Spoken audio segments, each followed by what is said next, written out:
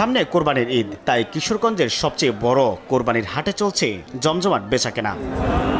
জেলার সবচেয়ে বড় পশুর হাট নিকলির সাজনপুর হাওরে সকাল থেকে জমজমাট বেচাকেনা শুরু হয়েছে। সারা দেশ থেকে কৃষক, পাইকার, খামারি গরু নিয়ে এসেছে। দূর দূরান্ত থেকে আসছেন ক্রেতারাও। বাজারে তুলনামূলকভাবে বড় গরুর দাম কম, মাঝারি গরুর চাহিদা এবং দাম দুটোই বেশি। তবে মোটের উপর দাম তুলনামূলক কম জানান ক্রেতা বিক্রেতারা। অনেক দাম মূলামূলি পরে লাস্ট পর্যায়ে 1 লক্ষ টাকা দিয়ে কেনা হয়েছে। দুইটা বিক্রি করছি 350, একটা বিক্রি করছি 550। 15 দিন আগে কিনছিলাম 72,000 টাকা দিয়ে। 15 দিনে মনে হয় প্রায় 5,000 টাকাও হয়েছে। দুইটা কিনছি লোক আপনার 350 দেয়া, দাম মোটামুটি আছে আর কি। 75,000 টাকা দাম চাইছিলাম, 68,000 টাকা সে বলছে আর কি। গরুর বাজার তো বেশি দাম নাই, বুঝেন না, ধানের দাম নাই, গরুর দাম নাই।